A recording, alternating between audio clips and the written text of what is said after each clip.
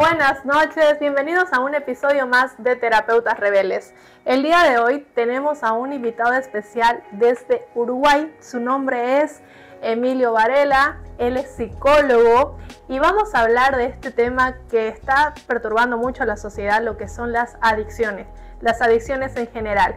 Pero antes vamos a darle la bienvenida a la terapeuta de lenguaje Angélica Contreras. Un placer, Winnie, acompañarte cada episodio que estamos realizando de Terapeutas Rebeldes. Ya tenemos más de 2 años en esto. Sí, así que bueno, ya tenemos muchas entrevistas, pero la verdad que últimamente hemos entrevistado a muy pocos psicólogos y en esta ocasión queríamos resaltar el tema de las adicciones porque sí he visto en la sociedad, en muchos de mis pacientes que están con problemas de adicción, entonces también queremos hacer un poquito de conciencia sobre ello. Y para eso vamos a dar la bienvenida. Bienvenido, psicólogo Listen, ¿qué le decimos? Doctor, máster, Emilio. ¿Cómo? ¿Por dónde empezamos? Emilio está muy bien. Emilio, dale. Muy bien. Entonces, Emilio, Winnie, Angélica. Un placer, Emilio, tenerte acá. Gracias por darte el tiempo de acompañarnos. Para mí es un verdadero placer. Buenísimo, Emilio. Me gustaría más que todo, por favor, nos digas quién eres, en cuál ciudad de Uruguay estás y de ahí un poquito de tu profesión. Bueno, yo soy Emilio. Vivo en Montevideo, trabajo en Montevideo, trabajo en el área de las adicciones desde hace 16 años, en el área tanto privada como pública. Wow. ¿Cuál es tu formación? Soy licenciado en psicología,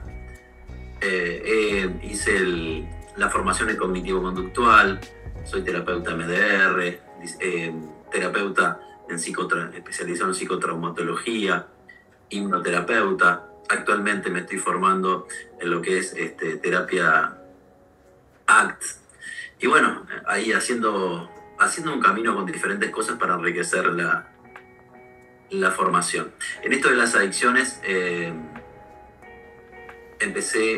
mi tránsito ha sido, yo empecé a trabajar en esto, en lo que era la línea de la red drogas de acá de Uruguay, haciendo asistencia telefónica a personas con problemas de consumo y de sus familias, donde los orientábamos en lo que eran los servicios de la red disponible para poder acceder a tratamiento tanto para familias como para las personas. Pregunta. También lo que era contención. Sí, dime.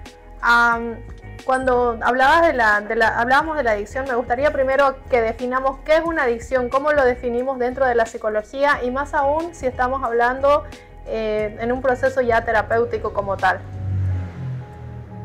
Bien, te voy a hacer el camino largo, capaz. En realidad tenemos lo que es el consumo problemático, o sea, el consumo problemático obviamente deriva que hay un consumo no problemático, ¿no? Que quizás la mayoría de las personas tienen un consumo no problemático. El consumo problemático da cuenta de que a partir del consumo de una sustancia o una conducta, ¿no? Porque en esto también incluyo el juego patológico, ¿no? La persona empieza a presentar diferentes problemas en las áreas de su vida. Puede ser en la académica, la laboral, la psicológica, la emocional, con la familia, legal. Y no obstante, el consumo se sigue presentando, ¿no? O sea, si no hubiera estado el consumo, ese problema no hubiera estado. Algún área de su vida se va deteriorando, lo cual no quiere decir necesariamente que tenga una adicción. Porque la persona es, por ejemplo, la persona que te dice, no, yo no tengo un problema con el alcohol. Yo tomo una vez por mes, por ejemplo. Pero cuando toma, termina alcoholizado y de repente ya tiene problemas con la familia, tiene problemas que falta el trabajo, tiene problemas, por ejemplo, que es muy común, a veces de un episodio único.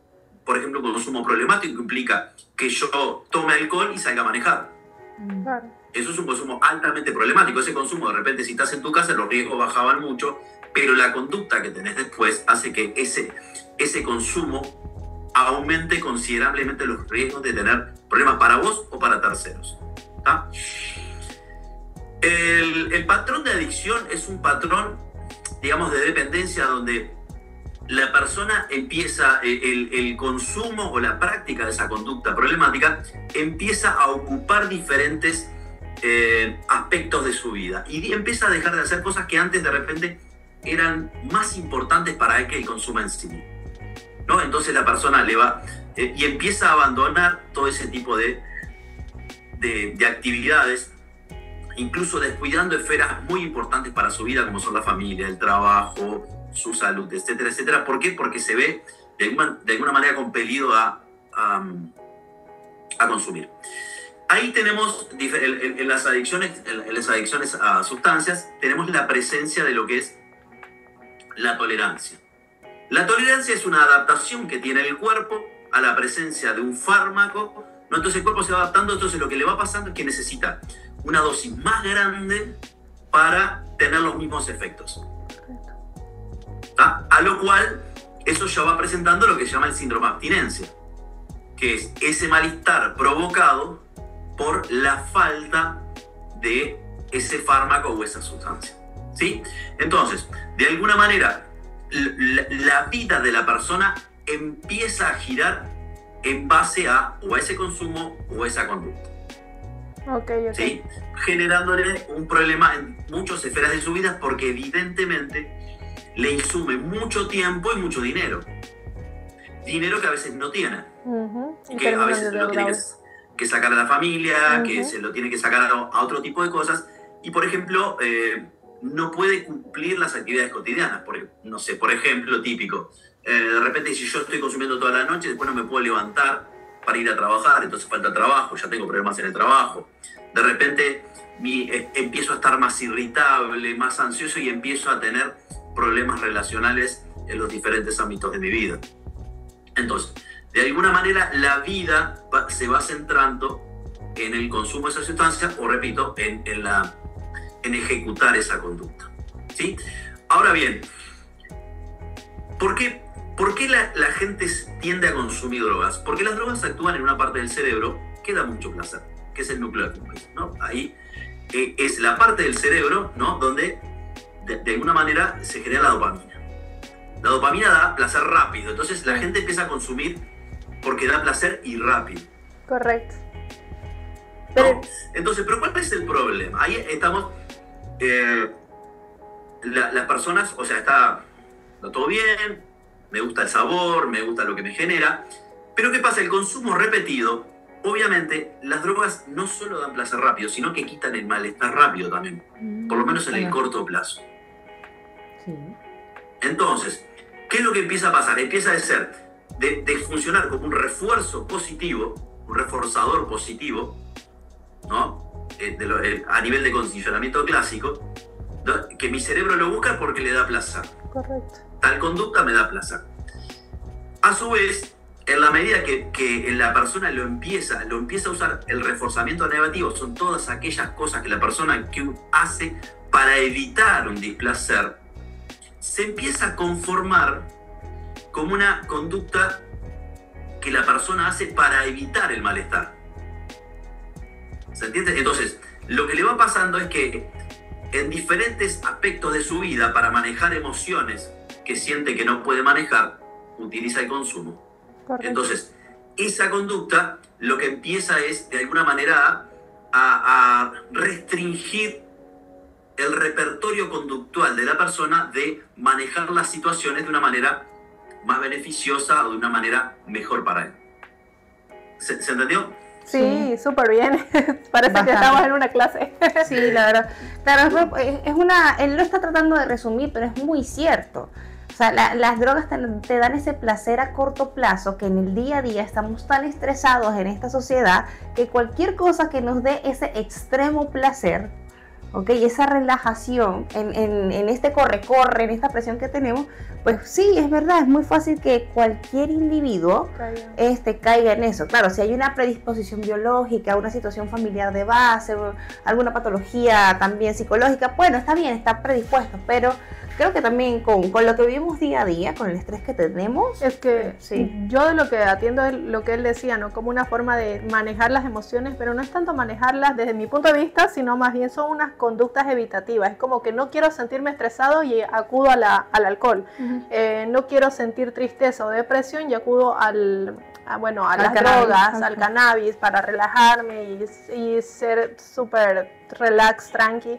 Entonces, creo yo que las personas, bueno, en términos de psicología, dependiendo del enfoque de trabajo, se va a utilizar la palabra como conductas de evitación, que esas conductas de evitación luego se van a generar problemas alrededor de la persona. Yo me acuerdo que cuando estaba en la universidad, una docente nos decía, tú puedes considerar un trastorno de personalidad o un problema de adicción cuando ya está afectada más de 4 áreas de la persona. ¿Y eso qué quiere decir? Cuando ya está afectado, empieza a tener problemas con la familia, problemas con la pareja, problemas, por ejemplo, en la parte académica o empleo laboral, y obviamente en actividades extra que antes hacía, como decía Emilio, como que ya no las hace. Entonces decía, si tú ves que la persona está afectada en esas más de 4 áreas, pues sí puedes considerar que ya hay un trastorno o que ya hay una adicción. ¿Tengo algo de razón, Emilio? Tenés toda la razón. De hecho, debe ser de las conductas evitativas más complejas. Sí. ¿No?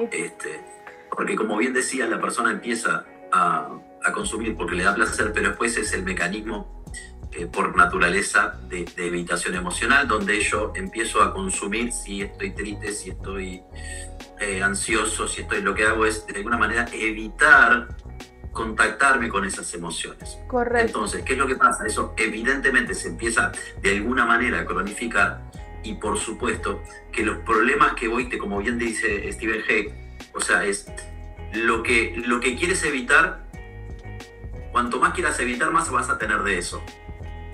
Claro.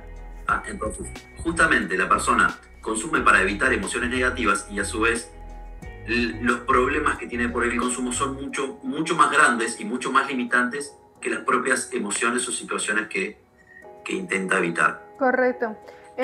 Emilio, ahora sí hablemos de tu formación. Bueno, ¿qué te motivó a empezar a trabajar con esta población de adicciones? Porque me decías que llevabas como, ¿cuánto? ¿16 años? 16 años 16 años en este campo. ¿Cuál fue la chispa a la que dijiste, yo quiero trabajar con esta población? No hubo chispa, la verdad que fue la vida, no hubo chispa. A veces las cosas se dan así.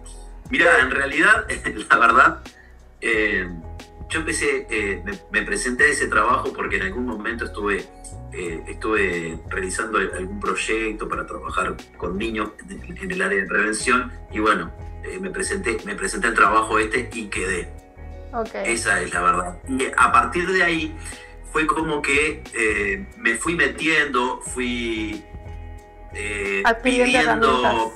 pidiendo para entrar a grupos como oyente, formándome en lo que es más lo formal, y bueno, y trabajando, y me gustó, y hubo mucha gente que me dio la oportunidad de aprender entrando a los grupos, también con la angustia de a veces de cuando uno empieza a aprender y darse cuenta de que de alguna manera lo que uno estudió llevado al campo es empezar a aprender casi de cero, ¿no? en lo que es lo concreto, y eso, y en realidad, bueno, me fueron dando oportunidades, me empezó a gustar, vi que de alguna manera podía establecer buena relación con los pacientes,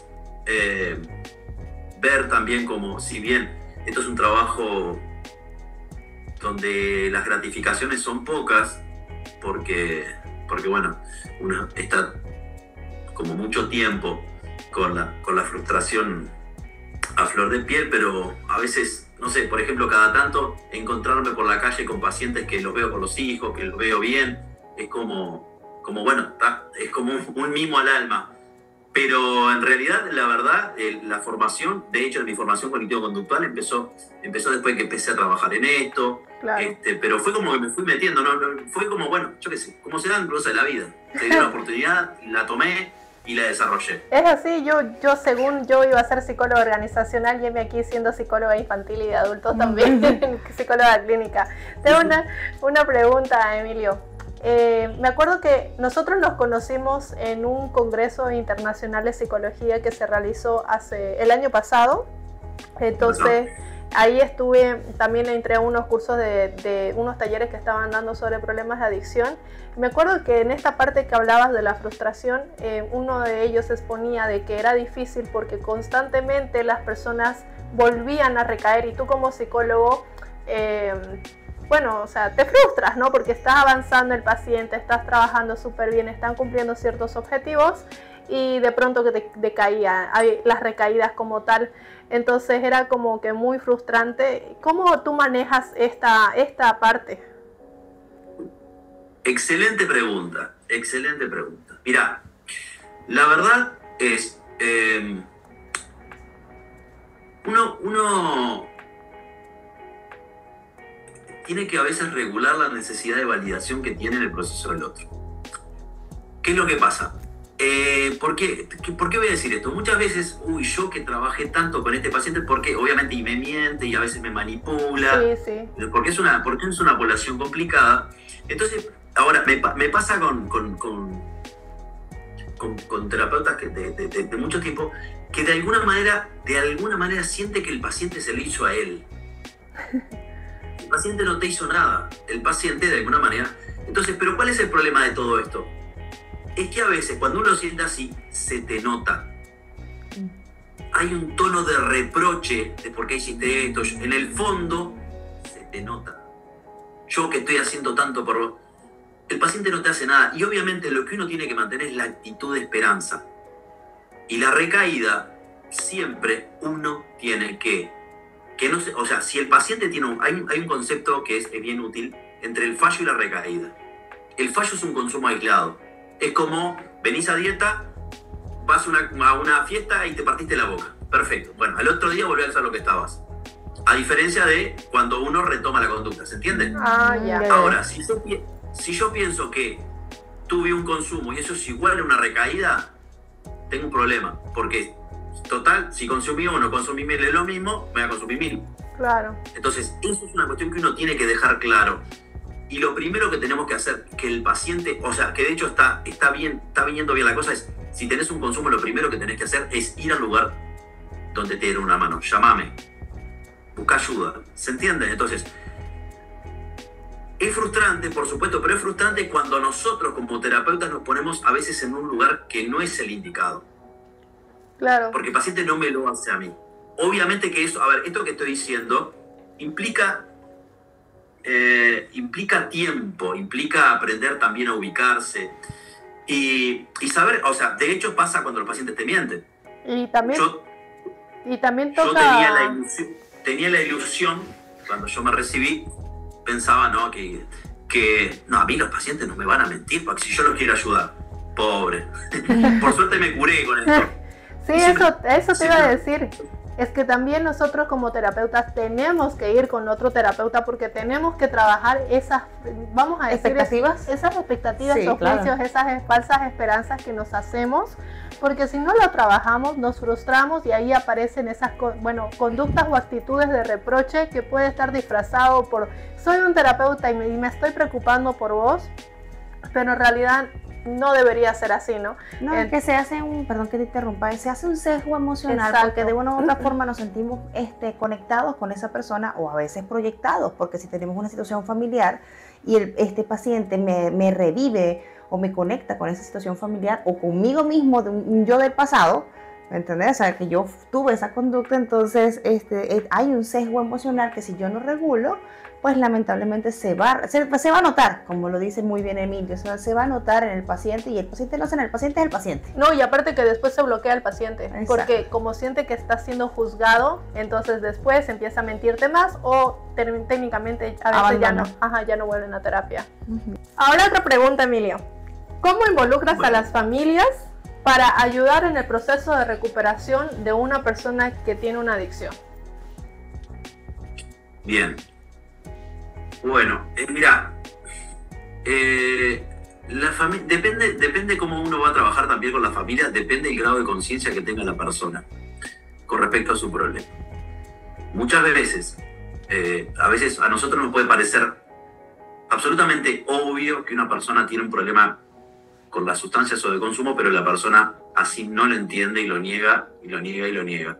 Y muchas veces nuestro punto de intervención donde podemos empezar a generar conciencia es trabajar con la familia, ¿no? Que la familia, darle herramientas para que aprenda a poner límites, para que aprenda de alguna manera a tener ciertos repertorios conductuales que posibiliten que la persona vaya tomando conciencia del problema que tiene.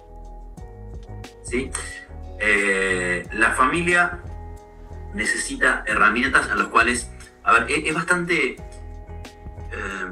complicado el modo de vida que se empieza a llevar cuando hay una persona que tiene un problema de consumo en la casa, ¿no? Por las permanentes transgresiones, mentiras, manipulaciones, falta de dinero, etcétera, etcétera, etcétera, ¿no? Entonces, y obviamente la negación del consumo. Entonces, muchas veces le decimos a la familia que aunque la persona no quiera hacer nada en este momento, concurra con un... De hecho, por ejemplo, en la clínica que yo trabajaba, a veces atendíamos solo a la familia. Nunca conocimos al paciente, solo atendíamos a la familia, a alguien de la familia. Porque atender a alguien de la familia estás interviniendo con el paciente. Porque en la medida que vos empezás a generar un cambio, poquito, pero concreto, la otra persona es como que tenés más chances de que vaya tomando conciencia. Eso a nivel de cuando la persona de alguna manera no... Está en negación. No tiene conciencia o no tiene motivación para cambiar. Pero bueno, a partir de la familia es un gran motor. Y después, en lo que es el tratamiento propiamente dicho, es importantísimo trabajar con la familia. En el estilo que trabajamos nosotros, no vamos a buscar el pasado ni mucho más. Necesitamos cosas concretas de convivencia, de reglas claras, de trabajar la asertividad para que los grados de bienestar que se produzcan en esa familia generen un mejor ambiente para todos. Para eso también la psicoeducación que hacemos con el paciente es fundamental hacerlo con las familias. Fundamental. Los cuidados que hay que tener con respecto al dinero, con respecto a las drogas, con respecto a por ejemplo, muchas veces los pacientes tienen deudas de consumo, ¿no? Entonces muchas veces pasa infinidad de veces que tienen deudas de consumo. ¿Por qué? Porque justamente los dealers, o sea, les sirve que vos le debas. Las deudas se pagan, pero si vos me estás debiendo, yo te tengo, porque me vas a tener que venir a pagar. Y cuando me venís a pagar, te vuelvo a vender. Te llevas otro. Exactamente. Las personas saben que, o sea, el que vos me debas, yo te tengo enganchado. Entonces, muchas veces, ¿cómo resolver esas situaciones? Donde la familia no se exponga, pero tampoco la persona se exponga, son como cuestiones muy prácticas que la familia necesita psicoeducarse. En cómo manejar los límites, cómo manejar el tema de la comunicación asertiva, porque muchas veces pasa que la familia, con las mejores intenciones, no estando informada, termina haciendo cosas que empeoran la situación. Exacto. Como por ejemplo el juzgar o el agredir al adicto o a la persona con adicción, digamos, ¿no? Que igual eso se ve mucho, o al menos yo he recibido personas que dicen, yo ya no estoy bebiendo, pero mi madre me sigue acusando, me sigue diciendo que yo me voy, pero yo en realidad lo que voy es a dormir. Yo te voy a poner un matiz ahí, Will. Está buenísimo lo que decís, está buenísimo. Y te voy a poner un matiz. Las personas siempre te lo cuentan de alguna manera victimizado, pero es la parte que te toca. Si vos hace 10 años que mentís, no esperes que te crean porque una semana estás haciendo las cosas bien. Parte de la responsabilidad que te toca es ser juzgado. Justamente que no te van a creer. Eso va a pasar con el tiempo y tenés que vos tenerle paciencia a la gente que está al lado tuyo. O sea, no pretendas que te crean a la semana. Y eso lo trabajo, porque vienen y te cuentan, no, porque yo estoy haciendo las cosas bien y no me creen. Esa es tu parte. Eso es lo que te toca a vos. En la medida que justamente esto sigas, eso se va a dar solo. Es más, si a mí me insisten mucho que me creas, y voy a desconfiar. Más ¿por qué voy a desconfiar si hace 10 años que me mentiste en todos los aspectos? Entonces, eso implica la responsabilidad de persona. Obviamente con matices, ¿no? Pero hay una cosa que uno tiene que tener cuidado, que a veces es la tendencia a victimizarse por todo. ¿No? A ver, lo que estamos tratando es de que la persona genere autonomía. Yo creo... Obviamente no tiene por qué tolerar todo, pero esas cosas es impensable, y por un tema de cuidado, que la familia le empiece a creer a los 2 días porque está haciendo las cosas bien. Claro, claro. Yo creo que también es un tema que muchas veces he visto que cuando están con un tipo de adicción, solo he recibido 2 pacientes con adicción, la verdad, y ya después los derivé, pero me acuerdo mucho que justo estas 2 personas no asumían la responsabilidad de muchos de sus actos, no asumían la responsabilidad de la deuda y terminaban endeudando a la mamá o a la pareja, no asumían la responsabilidad hasta de su propio cuidado como persona, ¿no? como imagen. O sea, ya eran personas que se habían lastimado, una de ellas que se había quebrado el pie por beber, se cayó de las gradas y no se acuerda, ni siquiera le dolía la pierna, dice, ya estando en el hospital no la podían internar porque estaba con el alcohol encima. O sea, no asumían, muchas veces no asumen esa responsabilidad, y es lo que tú dices, ¿no? Que se victimizan demasiado, que tienen esa tendencia a victimizarse. Por supuesto, en realidad es, mira, uno trabajando con esta población a veces es un poco, ¿cómo te voy a decir? De piel dura, ¿no? Con respecto a eso. Yo te quiero comentar, siempre cuento la misma anécdota, ¿no? Obviamente, estar con alguien pensando que te miente es desgastante. Es desgastante porque las personas estamos formateadas para creer, ¿no? Sí. Entonces, pero uno piensa, porque realmente, y va a pasar, ¿por qué me va a mentir en esto a mí? ¿Ah? Y yo les quiero comentar esta anécdota para que vean justamente cómo la precaución que uno tiene que tener, y a veces creer en lo que uno ve concreto. En la clínica que yo trabajo, siempre la persona viene a mi consulta y después hacemos una tirilla de orina, en la cual yo tengo que estar presente en el baño, para que esa tirilla de orina confirme si no hay consumo. ¿Sí? La gente puede decir, pero ¿qué? Esto en otros lugares tenía cuestiones, no, pero nosotros tenemos que trabajar en la confianza. No. Eso es habladuría, cuando justamente parte del problema tiene que ver con la negación y la mentira. Y el tema de la tirilla es una cuestión meramente técnica, no es para perseguir a nadie, simplemente para tener, y más con esto que hay problemas de salud grandes implicados. Entonces, la tirilla es una herramienta fundamental. Entonces, bueno, te cuento que me pasó muchas veces, pero te voy a contar la más icónica de todas. La persona sabe que viene a la consulta conmigo y después vamos a hacer la tirilla. Cualquiera pensaría, a ver, ¿para qué voy a decir que no consumí? La idea es que me diga que consumí y podemos trabajar sobre eso. Específicamente podemos trabajar, lo utilizamos, lo trabajamos. Pero, pues bien, me pasó infinidad de veces. Esta es la más tragicómica. Viene el paciente y me dice, no, Emilio, vengo bárbaro, vengo sin consumir, la familia viene y me siento tan bien de no consumir, estar en abstinencia, bla, bla. Está perfecto, uno trabaja lo que le trae el paciente. Termina la consulta, vamos al baño, tirilla positiva. ¿Qué pasó, fulano? ¿Qué pasó, fulanito? Me estás diciendo que no estás consumiendo, pues. No, para que te vea. A ver, me mintió toda la consulta sabiendo incluso que iba a hacer la tirilla. Me dice, ¿sabes lo que pasó, Emilio? Te voy a contar. Mirá, el miércoles yo quería consumir, y tiré la cocaína de arriba de la mesa, pero me arrepentí. Entonces, como me arrepentí, abrí la ventana, tiré la cocaína para afuera y me vino una ráfaga de viento. No. Y fue por eso que me salió cosa. Esto es verdad. Entonces, yo lo que te digo es, cada vez que me pasaba eso, que de alguna manera yo sentía, porque es, reitero, muy desgastante, que yo sentía que le creía a la persona, igual no actuaba en consecuencia, o sea, con el tiempo uno va generando esa intuición, eso, esto te suena demasiado bien, viste, desconfía un poquito, pero en pro del proceso del paciente. Cuando me pasaba eso, que la persona me mentía durante toda la consulta, que me pasó infinidad de veces, y después le daba positivo, yo decía, qué bueno que me pase esto. Porque esto lo que me dice es, no te la creas.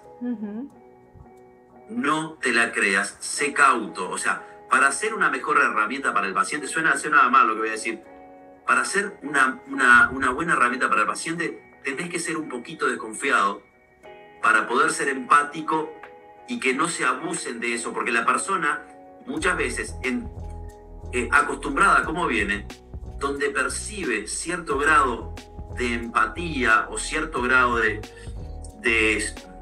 esos gestos que la persona lo utiliza para aprovecharse. ¿Se entiende lo que quiero decir? Claro. A ver, capaz que estoy dando una imagen un poco, pero uno trabaja sobre eso y realmente después que la persona está bien, empieza a relacionarse de otra manera. Pero los patrones que tiene aprendido de mucho tiempo, de victimizarse por todo, de que toda la culpa la tiene todo el mundo menos yo. Todo el mundo. Mi mamá, mi papá, la sociedad, el presidente, no sé qué, menos yo. Son los pobrecitos. Entonces hay una intuición que tienen de saber perfectamente qué es lo que tengo que decirle a cada quien. Porque lo que utilizan es la empatía cognitiva, intelectual. Saben lo que estás pensando, saben lo que estás sintiendo. Pero lo que no tienen, al menos en eso, y justamente el tema del consumo, es la empatía emocional. De, a ver, ¿cómo me sentiría yo si alguien me está haciendo esto? ¿Cómo me sentiría yo si mi hijo me manipula? ¿Se entiende lo que quiero decir? Claro, sí, se entiende. Entonces, muchas veces en eso vamos corriendo de atrás. ¿Tá? Y a veces, ¿qué es lo que pasa?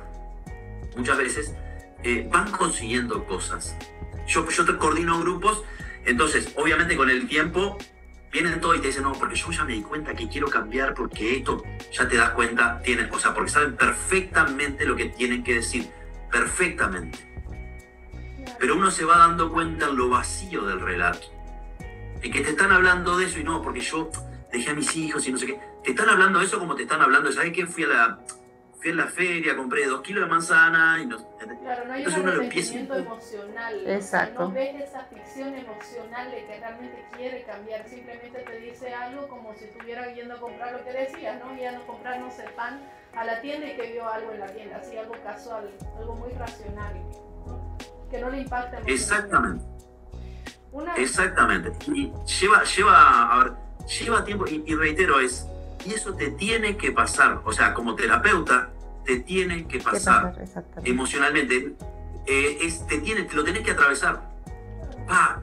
Este loco, te tiene que pasar. Ahí está el verdadero aprendizaje, no están los libros, porque esto no se aprende en los libros. Sí, a eso me voy, y precisamente por eso somos terapeutas rebeldes, porque los libros dicen una cosa y la vida es otra.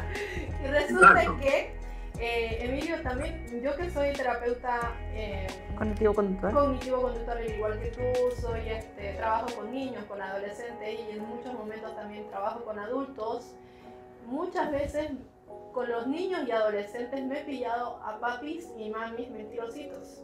O sea, yo creo que esto es una forma de evadir o de tapar el problema. O sea, como que quiero que tapar el sol con un dedo.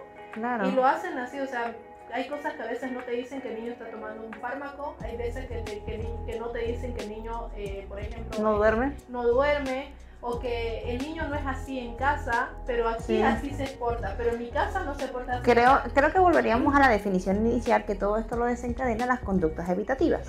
No me quiero conectar con esta emoción, con este señalamiento, entonces pasan las conductas evitativas. Y sí, de que a veces nos han tocado familias que... A veces también las conductas más psicopáticas, ¿no? También. Bueno, es que de verdad las familias están bien especiales. A veces suena mejor pensar que es evitativo, pero a veces es más psicopático también. Sí, suena duro, y de hecho yo te estoy escuchando, Emilio, y bueno, Winnie sabe que yo tuve una experiencia muy dura con alguien cercano con respecto a la ludopatía.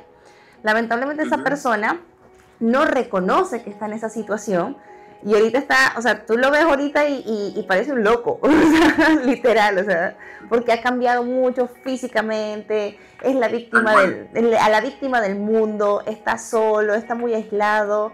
Obvio, le va mal en diferentes aspectos de su vida, familiar, social, psicológico, emocional, laboral. Es increíble, ¿no? Y el tema de la deuda, cuando mencionaste lo de la deuda, que no se hacen responsables por sus acciones, y la deuda económica con todo el mundo, o sea, amistades, familiares, pareja, Y increíble como verlo cómo se está hundiendo. Y yo, wow, es verdad. O sea, es que tienen que ellos aprender a identificar que sí están en una adicción para poderla trabajar, porque si no, siguen en eso y se los consume esa situación.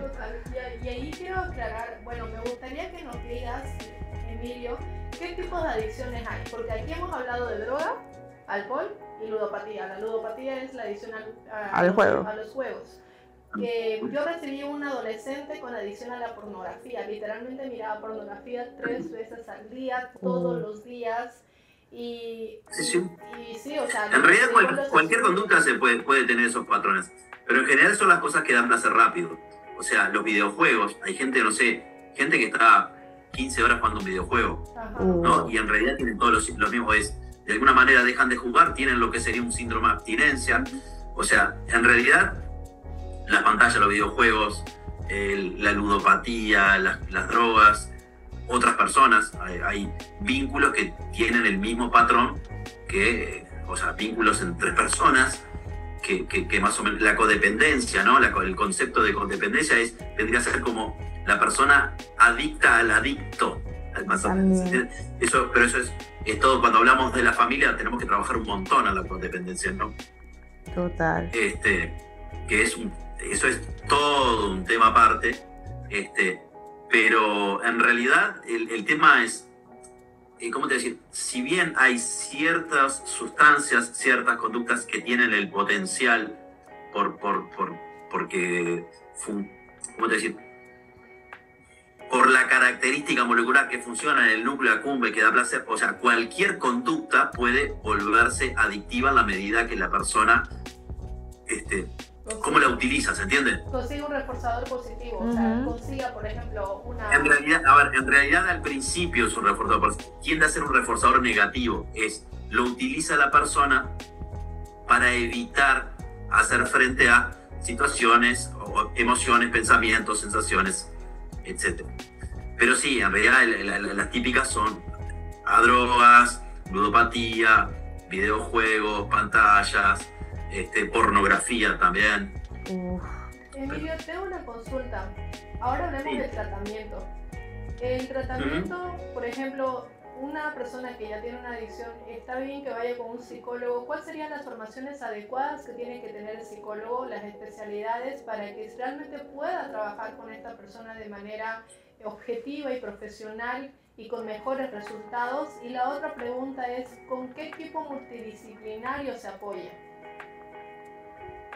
Mira, te voy a decir más o menos lo que pasa.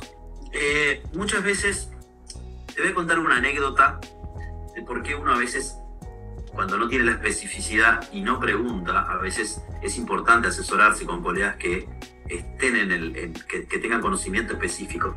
Te voy a comentar un caso. Tenía una que de hecho esto entre paréntesis, la semana pasada me mandó un mensaje que hacía 8 años que estaba en abstinencia, que había nacido su nieta y que estaba por publicar un libro. Así que bueno, esos son un poco de los mimos que tiene esto. Mirá, te cuento esto para que veas que a veces justamente hay intervenciones que pueden ser peligrosas.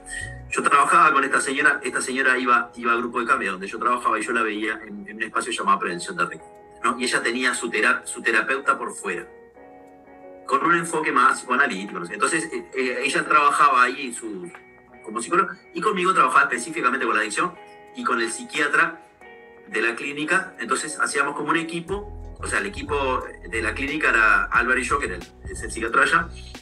Entonces ella hizo un tratamiento, el marido, que era psicólogo, fallece, o sea, hizo el tratamiento pero no quiso la abstinencia, redujo mucho el alcohol, pero bueno, nosotros, mirá, es hasta donde ella pudo. A nosotros nos hubiera gustado más, pero bueno, es tu decisión. El hecho es que fallece el marido, ella tiene una recaída gravísima y vuelve a consultar. Estuve meses intentando, o sea, convenciéndola para que se interne. ¿Sí? Porque estaba alcoholizada todos los días. Uno de los hijos tenía un perfil, como una cuestión muy antipsiquiatra, y no, porque la dopan mucho, tenía la mínima medicación. Pero lo que digo es que a veces los sesgos que uno tiene perjudican a la persona que uno quiere. Entonces, ¿qué es lo que pasó? Un día, en consulta, ella, me dice, bueno, Emilio, me voy a internar. Pero primero déjame hablarlo con mi psicólogo. Digo, bien, buenísimo, perfecto. Viene a la otra consulta y me dice, me dijo mi psicóloga que no me interne porque yo estoy en un proceso de duelo y si me interno voy a cortar el duelo y yo me quería matar. La llamé a la psicóloga y mira, en realidad ya no está haciendo ningún duelo. A ver, con riesgo de que ella estaba alcoholizada. No solo es, tomaba poca medicación más el alcohol. Bueno, el hecho es que justamente esta mujer entendió, le hablamos con el psiquiatra, se internó. La verdad que fue un cambio así espectacular. Pero lo peligroso que puede ser cuando uno hace intervenciones que no sabe, ¿tá? Y que muchas veces nos pasa que echan por tierra todo el trabajo que uno viene haciendo. Sí. Entonces lo importante, aunque uno no sepa, es que pregunte. Sí. Que pregunte. Y a veces hay terapias que son como muy voladas y a los psicólogos nos encanta hablar raro y no sé qué, pero muchas veces no sirven para nada y empeoran. Sí. Entonces, uno cuando está en esa situación necesita información clara, psicoeducación. Entonces, lo primero que, si no sentís que podés laburar con esta persona, derivala a un servicio especializado. Muchas veces las personas cuando tienen un problema de adicción, lo que quieren es ir a un psicólogo, primero porque te sale más barato, o porque capaz que no quiero sentir que es tan grave como para que necesite un equipo. Bueno, uno tiene que trabajar un montón de desmitificar eso. Sí. Porque a mí a veces me viene, yo por ejemplo no tomo pacientes si no viene con psiquiatra. Si un paciente que tiene un problema con consumo, si no tiene psiquiatra tratante, no lo tomo. Claro, porque igual va a venir el síndrome de abstinencia después y necesitas trabajar el síndrome de abstinencia con algo de medicación, así sea lo más bajo o lo más leve. Necesitas trabajar. Por supuesto, y en realidad también es una cuestión de orden, o sea, las personas somos múltiples, entonces por supuesto es el equipo que yo recomiendo, o que por ejemplo que trabajamos donde yo trabajo en salud pública también hay un componente social que es muy importante, por ende el trabajo de lo que es el trabajador social es muy importante. Pero psicólogo, psiquiatra tiene que haber necesariamente, y el trabajo con la familia, eso es fundamental. Y médico toxicólogo, médico. Ese equipo tiene que estar. El trabajo con la familia, si no trabajamos con la familia, estamos como rengos. A veces no hay familia, bueno, se tiene que arreglar uno con lo que hay. Pero obviamente el involucramiento de la familia en un tratamiento es de mejor pronóstico. Claro, pero para ir cerrando, es increíble que como en cualquier área de la salud, de una u otra forma, sí, el ser humano es de múltiple y entonces necesitamos intervenciones multidisciplinarias, ¿no? O sea, uno no puede con todo. Totalmente. Sí, y hay que ser asertivo al momento que tú estás atendiendo a un paciente, sea del área que sea, hay que ser asertivo, comunicativo y buscar el equipo adecuado para las necesidades del paciente. Totalmente. Yo quiero resaltar algo, así como hemos venido hablando sobre niños neurodivergentes y recalcando de que sí o sí tiene que haber un equipo multidisciplinario e integral, lo mismo es para casos de adicciones, lo mismo es para casos de trastornos de personalidad, lo mismo es para cualquier enfermedad. Necesitamos a la familia como apoyo, lo crucial es eso, la familia de apoyo. Emilio, ya vamos finalizando este episodio que está buenísimo y gracias de verdad por tu participación. ¿Alguna recomendación que te gustaría dar, ya sea a la familia, a la sociedad o a los profesionales referente a este tema de la adicción? Sí, mira, en realidad uno a veces, aunque no tome conciencia, puede empezar a notar que con el tema del consumo a veces hay cosas que no le gustan y se le va llenando de situaciones que no le gustan. Puede ser tan grande como, no sé, tener un episodio de violencia, o algo pequeño como de alguna manera no encontrar otra forma de relajarme que no sea tomando algo o lo que fuera, que de alguna manera van deteriorando mi capacidad de vida. Existen tratamientos muy eficaces, incluso los tratamientos, por ejemplo, de NA-AA, que ayudan mucho a la gente. Y por supuesto que todas las personas, en cuanto sentimos que nos vamos librando o vamos venciendo un hábito nocivo, el que sea, cualquiera, lo que vamos ganando es en libertad y nos vamos gustando mucho más a nosotros mismos. Entonces, esto que de alguna manera es una dificultad, el día de mañana quizás sea, como te voy a decir, la oportunidad de crecer como persona. Uno no sale de una adicción o de este problema si no crece como persona, porque no es solo dejar de consumir. Es aprender a vivir de otra manera, más conectado con uno mismo, con los demás, y haciéndose responsable de su vida y de sus afectos o de lo que le importa. Entonces, si uno empieza a tener problemas, no dude en preguntar, consultar, ver qué le pasa, qué ha hecho la gente, que de alguna manera todos conocemos de alguien que ha superado este problema o que la está remando, que está haciendo algo, porque juntarme o preguntarle o observar lo que le pasa a la gente que tuvo el mismo problema que yo y salió, eso me motiva a mí, porque si él pudo, yo también puedo. Entonces, eso es bien importante, ¿está? Buenísimo. Me Y encanta. sí que hay tratamientos que son muy eficaces, obviamente cognitivo-conductuales, Es único, claro. el que está avalado, Bien. pero eso, Buenísimo, es un muchísimas gracias. buscar ayuda. Emilio. ¿Tú alguna recomendación final? No, la verdad es que creo que reforzando lo de Emilio, o sea, hay que ser asertivo y punto. Y que no es un proceso mágico, todo tiene su tiempo, todo tiene su dinámica, hay que trabajar a la familia. O sea, esto no es un proceso aislado de que se deja al paciente solo. En cualquiera de los procesos de intervención terapéutica se trabaja con la familia, nos guste o no, y hay que ser pacientes en el proceso y hay que ser cautos también. Y en equipo multidisciplinario, profesionales, comunicarse, conectarse para apoyar a un paciente. Y eso es todo por hoy. Muchísimas gracias, Emilio. Gracias por esta conexión. Nos vemos hasta un siguiente episodio. Hasta luego. Chao, chao.